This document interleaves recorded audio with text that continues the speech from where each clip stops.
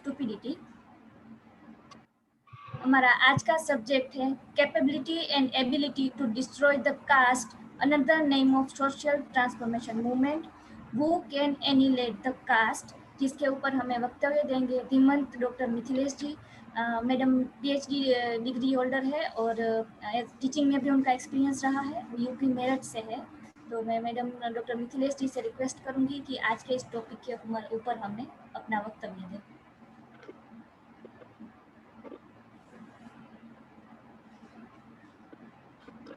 Start करें madam आप।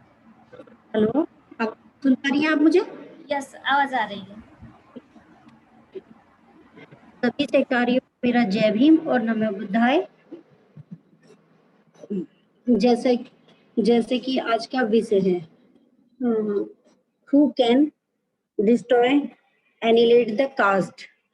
ठीक है, लेकिन कास्ट को एनिलेट कैसे किया जा सकता है, इस विषय पर इस वक्तव्य को शुरू करने से पहले हमें थोड़ी सी शुरू के बैकग्राउंड पे जाना पड़ेगा, क्योंकि हमें जाति व्यवस्था को कैसे खत्म किया जा सकता है ये समझना है। तो उससे पहले हम थोड़ा सा जो अब से 3 दिन पहले लेक्चर चल रहा था धीमंत प्रतिभा आनंद जी द्वारा, उसका थोड़ा सा रिवाइज कर लेते हैं।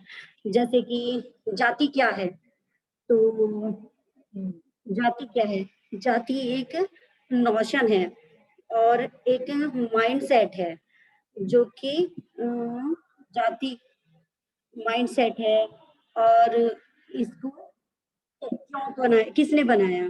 तो जाति को जानबूझ करके मनुवादियों ने क्रिएट किया, किसका? बहुजन समाज का शोषण करने के लिए और इनको दास बनाए रखने के लिए सोसाइटी।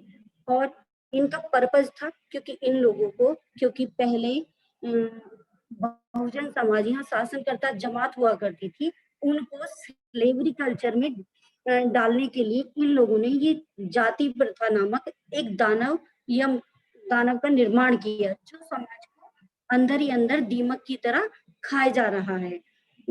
तो आज हम इसको खत्म कैसे किया जा सकता है? Who can annihilate the cast या डिस्ट्रॉय द कास्ट, ठीक है, या डीकास्ट इसको कैसे किया जा सकता है, या डीवैल्यूड कैसे किया जा सकता है, या कमजोर कैसे किया जाता है।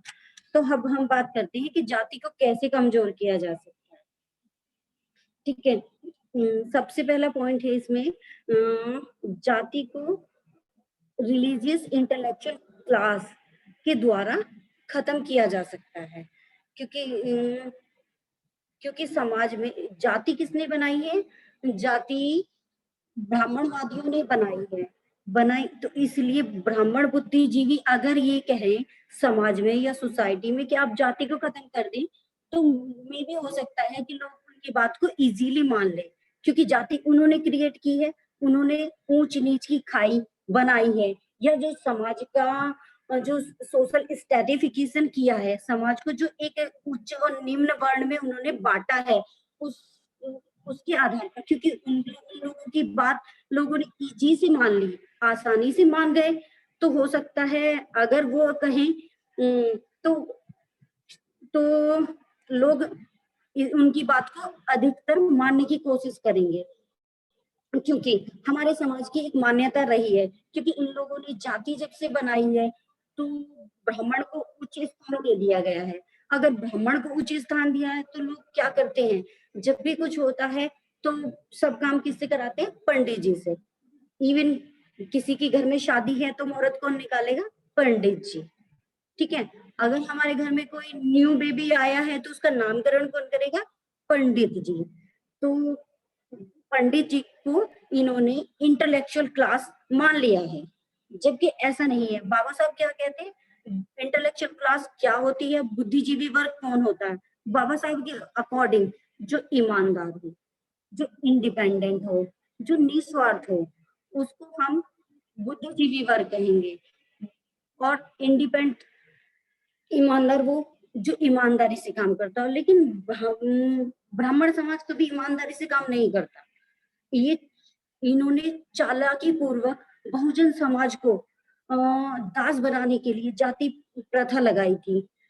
तो ये ईमानदार तो है ही नहीं और ये निस्वार्थ भी नहीं है। अपने स्वार्थ के लिए इन्होंने जाति व्यवस्था का निर्माण किया क्योंकि इन्हें हायरार्की मतलब सोशल स्ट्रैटिफिकेशन में उच्च स्थान चाहिए था, इसलिए इन लोगों ने उसे उसका निर्माण किया। तो इसलिए निस्वार्थ तो है नहीं ये लोग, और फिर इंडिपेंडेंट भी नहीं है, ये इंडिपेंडेंट भी नहीं है क्योंकि इंडिपेंडेंट वो होता है जिसपे किसी का कंट्रोल ना हो, लेकिन ये लोग अंधविश्वास के कंट्रोल में है क्योंकि अंधविश्वास के कंट्रोल में ये लोग हैं और इसलिए ये लोग इसको डिस्ट्रॉय नहीं कर सकते।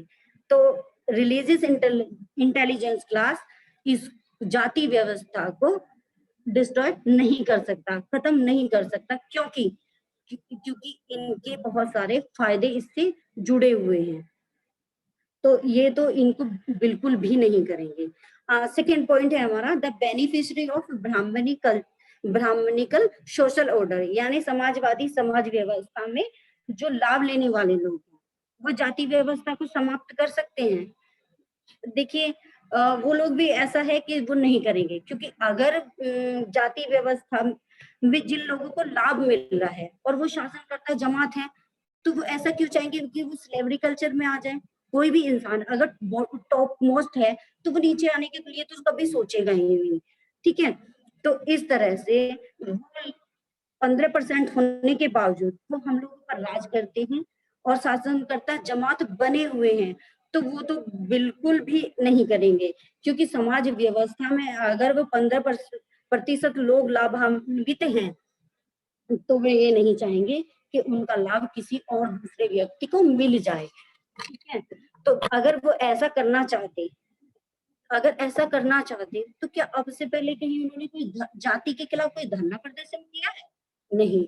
आज तक का इतिहास रहा है किसी मनुवादी ने या ब्राह्मणवादी ने कभी जाति का विरोध नहीं किया है। विरोध क्यों नहीं किया? क्योंकि जाति इनको बहुत फायदा देती है। अगर जाति के आधार पर ये लोगों का शोषण करते हैं, ठीक है, तो इसलिए जाति को डिस्ट्रॉय करने का अगर ये ऐसा करना चाहते तो इन्होंने कभी कोई धरना प्रदर्शन नहीं किया, कोई जाति को खत्म करने के लिए या डिस्ट्रॉय करने के लिए या उसे कम करने के लिए कभी कोई सभा का आयोजन नहीं किया और कोई मूवमेंट भी नहीं चलाया। इसीलिए यह भारत क्या है, जाति प्रधान देश होने के कारण भारत में समय समय पर यहाँ पर कभी मुगल आए, कभी अंग्रेज आए और भारत को गुलाम बनाते रहे। वो क्यों? जाति प्रथा के कारण। क्योंकि पता है यहाँ पर लोगों को अपने देश के विकास से ज्यादा अपनी जाति का कम होने का डर बना रहता है। उनके मन में ये होता है कि कभी हमारी जाति कम ना हो जाए, ठीक है, या हमारा स्थान थोड़ा नीचे ना आ जाए, क्योंकि उनको बेनिफिट बहुत ज्यादा मिलते हैं। फिर दूसरा ये भी है कि जब जाति व्यवस्था बनाई तो उसके साथ इन्होंने बहुत सारी कुप्रथाएं भी बनाई, जैसे विधवा विवाह, सती प्रथा और देवदासी प्रथा। तो ये सब इन्होंने अपने फायदे के लिए ही बनाई थी। जैसे विधवाओं की शादी ना करना, ये भी इन्होंने अपने ही फायदे के लिए बनाई थी, ठीक है, उनका शोषण करने के लिए। दूसरा जो इन्होंने सती प्रथा थी वो भी इन्होंने जबरदस्ती महिलाओं पर थोपा गया था। तो इनको जब इतना लाभ मिल रहा है तो ये ऐसा जाति को खत्म नहीं करेंगे। और इन्होंने जैसे कि देवदासी प्रथा बनाई थी तो वो भी अपने ही मतलब प्रोस्टिट्यूशन के लिए उन्होंने ऐसा कुछ बनाया था। तो ये नहीं चाहेंगे कि जाति व्यवस्था खत्म हो जाए, ठीक है। तो ये लोग भी जो ब्राह्मणी कल्चर वाले जो बेनिफिशियरी हैं वो भी ये नहीं चाहते कि सोसाइटी में कास्ट खत्म हो जाए, ठीक है। उसके बाद आता है number 3 political power, deserve and desire. ये जो राजनीतिक सरकार है ये अगर चाहे तो जाति व्यवस्था को खत्म कर सकती है, लेकिन ये भी क्या करती है, ये हम लोगों को क्या करते हैं, ये जो लोग हैं हम 80 85% जो लोग हैं उन लोगों को अपने वोट बैंक के रूप में हम लोगों को मानती है। तो ये ऐसा नहीं करेंगे, क्योंकि इनका जो मानना है वो ये है कि भारत जो देश है जाति की वजह से कभी विकास नहीं कर पाया, क्योंकि जाति जो है व्यक्ति के विकास में बाधा का काम करती है। और जैसे भारत और चीन दोनों ही अंग्रेजों के गुलाम रहे हैं, ठीक है, दोनों ही अंग्रेजों के गुलाम रहे हैं और दोनों को ही भारत को 15 अगस्त 1947 को आजादी मिली और चीन को 1 साल बाद आजादी मिली, एक एक 1 अक्टूबर 1948 को आजादी मिली चीन को। मगर दोनों में कितना फर्क है देखिए, चीन आज वर्ल्ड पावर बन गया है, लेकिन क्योंकि वहां जाति व्यवस्था नहीं थी, जनसंख्या में प्रथम स्थान होने के कारण, जाति व्यवस्था में प्रथम स्थान होने के कारण वहां पर आज भी अनेक सुविधाएं हैं, जैसे वहां सभी को शिक्षा दी जाती, अनिवार्य शिक्षा, सभी के स्वास्थ्य पर ध्यान दिया जाता है और सभी को रोजगार दिया जाता है।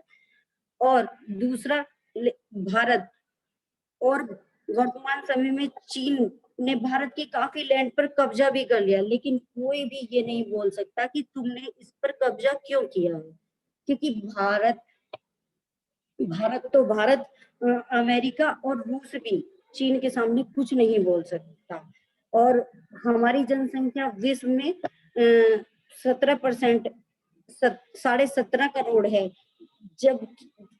जबकि चीन की जनसंख्या विश्व में 19.5 करोड़ है, जो कि वर्ल्ड रेशो में है। भारत में भारत को जनसंख्या के नाम पर कोसा जाता है, ठीक है, हालांकि विश्व में सबसे ज्यादा जनसंख्या किसकी है, चीन की है, लेकिन वहां पर सब लोग क्या है, सब लोग वहां पर शिक्षित हैं, स्वस्थ हैं, रोजगार परक हैं, लेकिन भारत में ऐसा नहीं है, जबकि आजादी भारत के बाद मिली है चीन में, ठीक है। बाद और भी ये सब जानते हैं कि करुणा कहाँ से आया, चीन की देन है, सब जानते हैं, सबने माना भी, लेकिन चीन को कोई बोल नहीं सकता, और चीन में कुछ हुआ भी नहीं। और देखिए कितनी, भारत में कितना पेंडेमिक हुआ, तो भारत की जो सरकार थी उन्होंने क्या किया, कुछ भी नहीं किया, लोगों को ना ही किसी को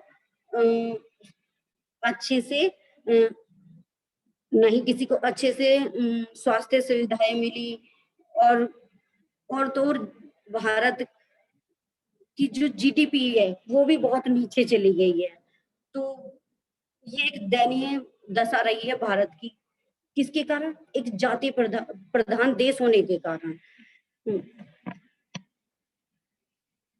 जबकि सरकार का पहला काम क्या होना चाहिए था, स्वास्थ्य की सेवाओं का ध्यान रखना, लोगों की शिक्षा का ध्यान रखना होना चाहिए, और सुरक्षा का ध्यान होना चाहिए, लोगों की डिग्निफाइड लाइफ बनाने का काम होना चाहिए।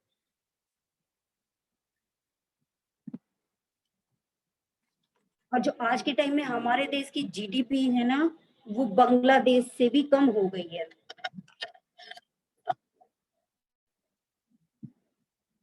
तो इसलिए जो पॉलिटिकल पावर, डिजायर और डिजर्व, वो भी इसको नहीं करते, जाति को खत्म नहीं करते। Number 4, the organize independent force of the victim of Brahminical social order. अन्याय असमानता वाला समाज व्यवस्था के पीड़ितों का एक स्वावलंबी संगठित समूह, यानी ब्राह्मणवादी समाज के संगठन में सबसे ज्यादा लाभ किसको मिला है, मनुवादियों को या ब्राह्मणवादियों को। और 85% लोग क्या है, इसके विक्टिम हैं, यानी शिकार हैं। तो जो हमारी जो 85% जो जनसंख्या है वो इसका शिकार है, और 15% जो लोग हैं वो इसकी क्या है, बेनिफिशियरी हैं, उनको इसका लाभ मिला है। तो अगर हम ऑर्गेनाइज इंडिपेंडेंट फोर्स बन जाते हैं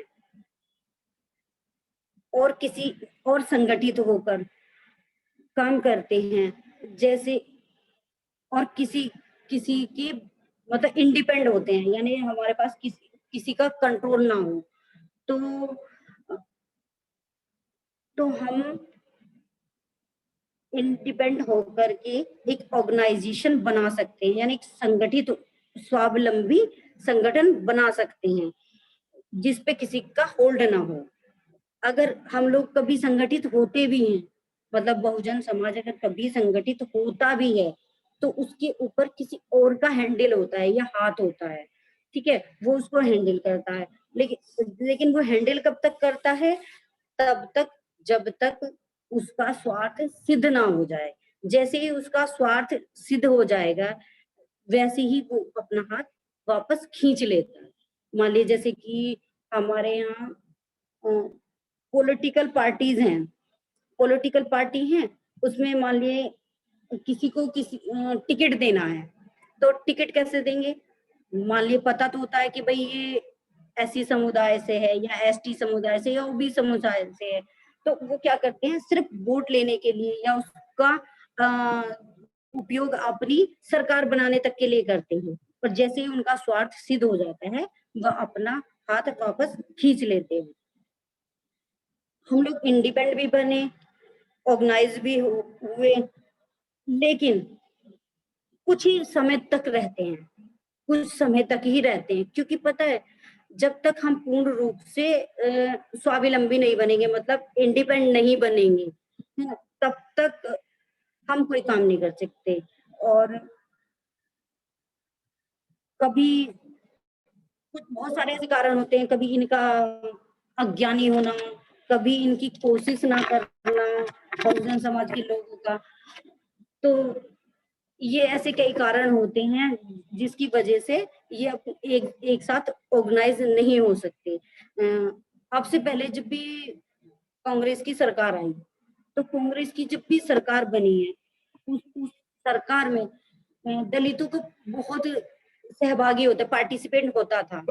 तो जब बहुत सारा पार्टिसिपेंट होता था दलितों का, तो क्योंकि उस टाइम क्या था, बाबू जगजीवन राम क्या जी जो थे, वो कांग्रेस की पक्ष में थे, तो वो लोगों से वोट वो उसी के आधार पर लेते थे। तो हमारा जो समाज था या बहुजन समाज था, अधिकतर जो जगजीवन राम जी के कहने पर कांग्रेस को सपोर्ट करता था। लेकिन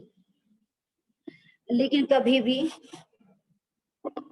अपनी जरूरत के अकॉर्डिंग उन्होंने अपनी बात नहीं रखी उनके सामने। मान लीजिए जब उन्होंने उनकी सरकार बनाई, तो वो भी अपना कोई ना कोई मतलब सबका एक बेनिफिट होता है कि भाई जब हमने तुम्हें सपोर्ट किया है, तो तुम लोगों को भी हमें सपोर्ट करना चाहिए, आप लोगों को भी हमें इस कास्ट कल्चर से बाहर निकालना चाहिए। अगर वो चाहते तो ऐसा कर सकते थे, ठीक है, क्योंकि भाई हम जो बरसों से इसे कास्ट नामक दानव को जो ढोते आ रहे हैं, मॉन्स्टर को, आप इससे हमें आजादी दिलवाइए या इसे ढीला कराइए, ठीक है, जबकि ऐसा कुछ नहीं हुआ।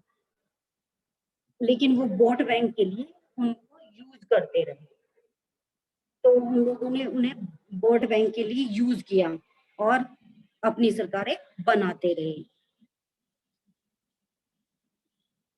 लेकिन अगर वो चाहते तो 80% बहुजन समाज, इंडिपेंडेंट समाज बन सकता था। तो जो और जो इस व्यवस्था के जो शिकार थे,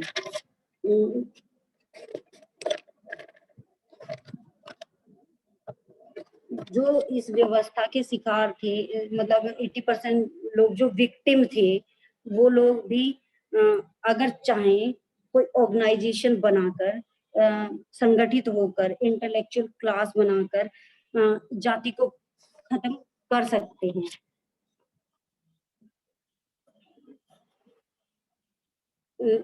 number 5, the organized intellectual class among the victim victim of the social system through the social transformation. वर्तमान समाज व्यवस्था के पीड़ितों का बुद्धिजीवी संगठित वर्ग सामाजिक परिवर्तन का आंदोलन चलाकर या एसटीएम थ्योरी को अपना करके इस जाति व्यवस्था को खत्म किया जा सकता है। जैसे मान लीजिए हम पेन का एग्जाम्पल दे सकते हैं। तो पेन क्या है? पेन का जो ऊपर का हिस्सा है, पेन का जो ऊपर का जो हिस्सा होता है, जो कैप होती है, वो 15% हो गया।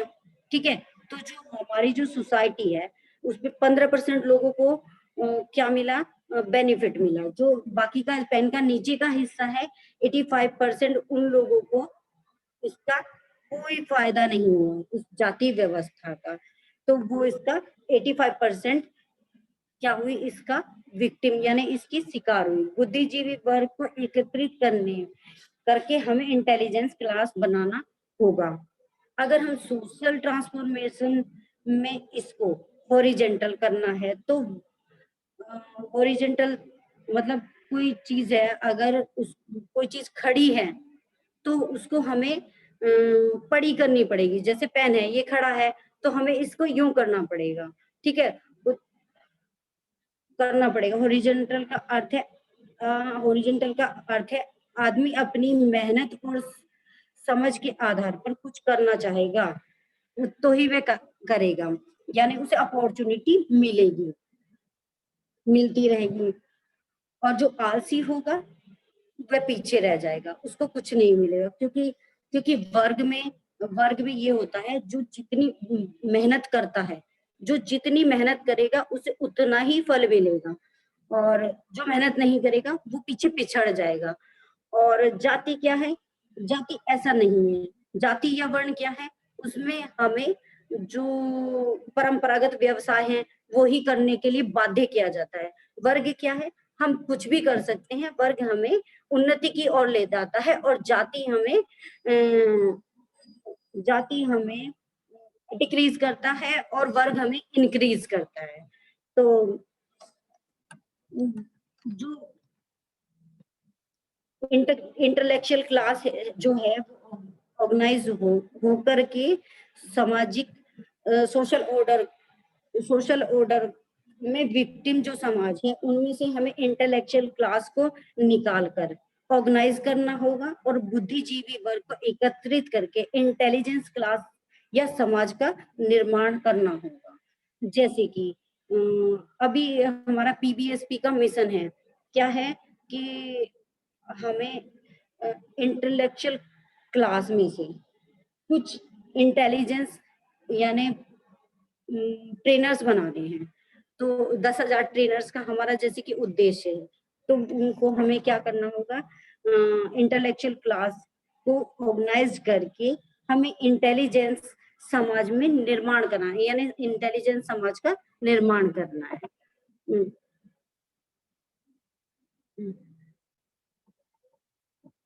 और इंटेलिजेंस बनकर हमें जो समाज बनाना है या व्यवस्था बनानी है उसको हमें हॉरिजेंटल करना है, और समाज को, जिससे कि समाज हमारा कैपेबल होगा और ज्यादा विकास करेगा। विक्टिम क्लास का जो इंटेलिजेंट समाज है इसको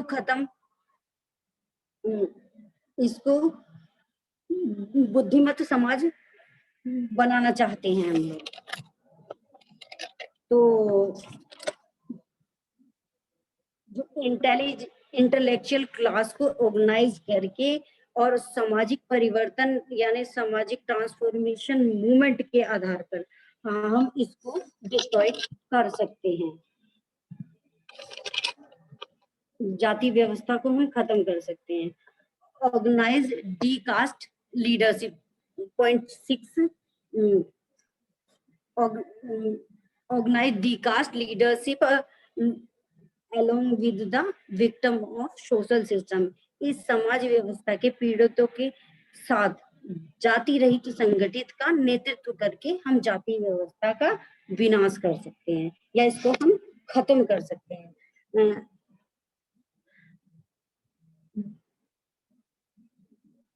जैसे कि जाति रहित, जाति रहित से मतलब है जिन्होंने ये मान लिया है कि जाति हमारे लिए अब डिकास्ट हो गई है, यानी हम जाति को नहीं मानते। तो ऐसे बहुत सारे लोग अगर इकट्ठा हो जाएं और ये बोलने लगे कि हम जाति को नहीं मानते हैं, ठीक है, तो मान लिया हमने ये मूवमेंट, अभी हम पीबीएसपी के थ्रू ये मूवमेंट चला रहे हैं, तो मान लिया 10 स्टेट में चला रहे हैं या 12 स्टेट में ये चल रहा है, और आगे जाकर अगर हम एक भी स्टेट में ये प्रोजेक्ट, पायलट प्रोजेक्ट को लागू करते हैं और वहां पर एक भी जिला पूरा जिला जाति रहित हो जाए, है ना, जाति रहित होता है, तो ये प्रोजेक्ट हमारा सक्सेसफुल होगा। जैसे अगर हमारी यूपी में जैसे जाटव है, जाटव में एक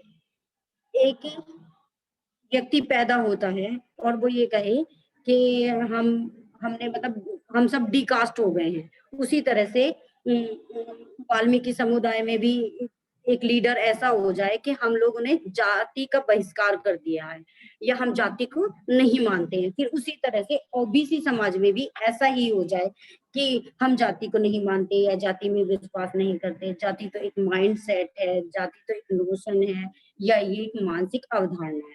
तो इस तरह से तो जो एक मैसेज जाएगा, तो कहीं भी जैसे कि कोई मैसेज जाएगा तो लोग समझेंगे कि भाई उस जगह यानी मेरठ में या फिर यूपी में लोग जाति को नहीं मानते हैं, तो ये क्या होगा, ये एक पायलट प्रोजेक्ट होगा, मतलब हमने डीकास्ट यानी कास्ट को डीकास्ट लीडरशिप तैयार कर ली है। तो डीकास्ट लीडरशिप जब तैयार हो जाएगी, यानी हम जाति को जब नहीं मानेंगे, जाति को नहीं मानेंगे, तो लोगों के मन में ये जाने लगेगा, अरे वहां के लोग तो मतलब मेरठ के लोग हैं या यूपी के लोग हैं, वहां तो जाति को बिल्कुल नहीं मानते, तो वहां पर ऑटोमेटिकली मतलब जाति नाम का जो दानव है या मोस्टर है वो खत्म होता नजर आएगा, ठीक है।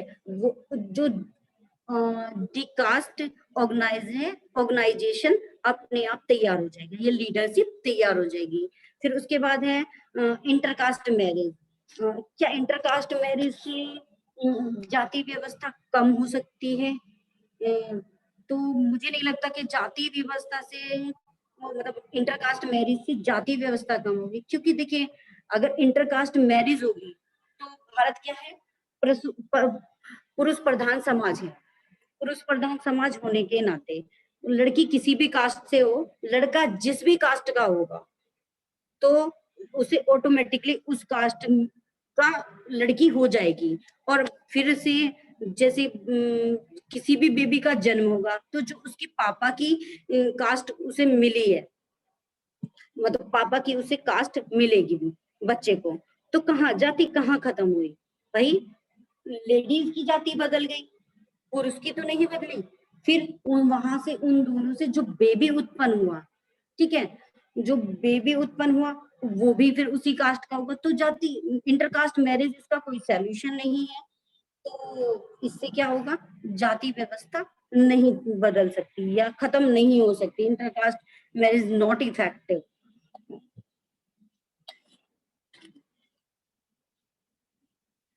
तो जाति को हम लोग समझने में कम पड़े और इसीलिए इसको हम हैंडल करने में कम पड़े। इसे नष्ट करने अथवा कमजोर करने के लिए रास्ता ढूंढने में भी कम पड़े। और रास्ता ढूंढने में कम क्यों पड़े, क्योंकि हम विचार करने में कम पड़े।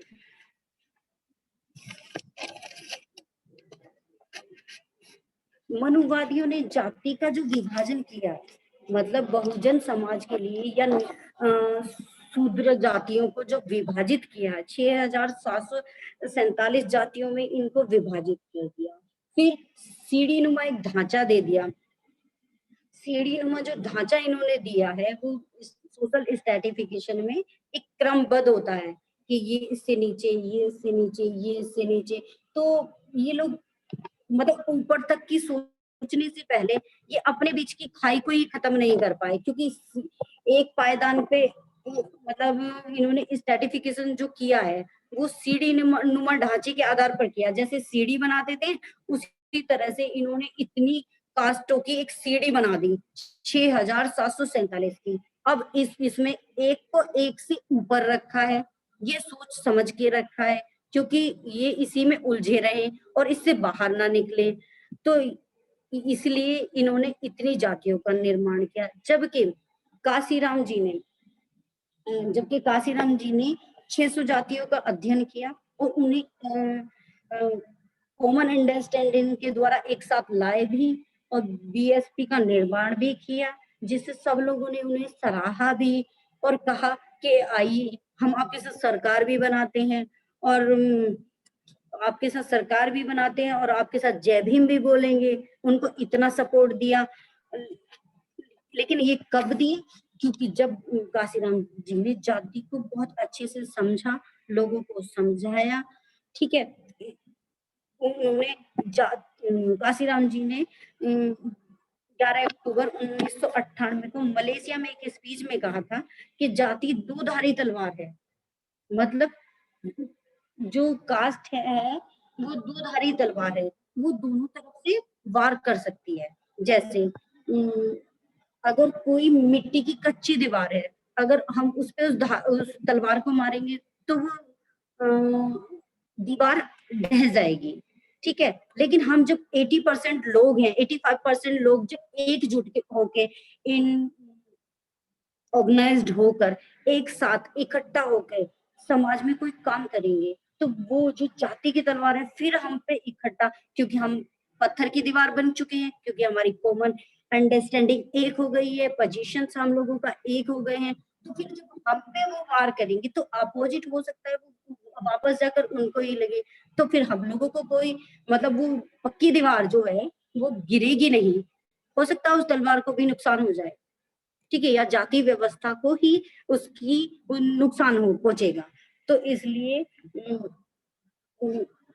हमें ये जाति क्या है इसको हमें समझना होगा, जाति को हमें जीना होगा, अधिक से अधिक समझकर हम इसका समाधान खोज सकते हैं। क्योंकि हम भाई कोई भी क्वेश्चन अगर हम रेज करते हैं आधा समाधान हमारा उसमें ही होता है, तो उसी तरह से जाति क्या है, जाति किसने बनाई, जाति को का पर्पस क्या था, इसे कौन डिस्ट्रॉय कर सकता है, हैं? तो ये सब क्या है, ये एक दूसरे से इंटर रिलेट है, ठीक, और इन इंटर रिलेशन को एक दूसरे से आगे बढ़ाते हुए, इसलिए हमें जाति को अच्छे से समझना होगा और समझकर ही हम इसका समाधान निकाल सकते हैं। और जैसे कि पीबीएसपी का स्लोगन है, समझने वाले को समझना होगा और समझकर समझाना होगा। तो इस जाति व्यवस्था को हमें बहुत अच्छे से समझना है और समझकर ही समझाना है, और अशोक का राज आएगा और हम सबको भयमुक्त बनाएगा। मैं यही अपनी वाणी को विराम देना चाहूंगी। Over to Priyanka ma'am. धन्यवाद।